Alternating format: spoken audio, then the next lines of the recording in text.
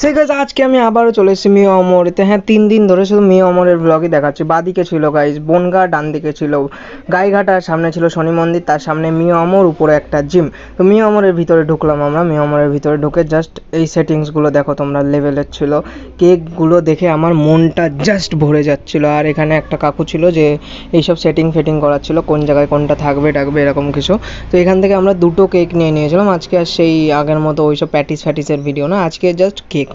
2 রকমের 2টো কেক নিয়ে কেক বলতে আর কি পেস্ট্রি নিয়ে নিয়েছিলাম 2টো। পেস্ট্রির দাম ভাই নর্মাল কেকের থেকেও বেশি, আর এখানে উঠে গেছিলো সেই লেভেলের ঝড়। এই টাইমটাতে ঝড়টা কমে গেছিলো যদিও।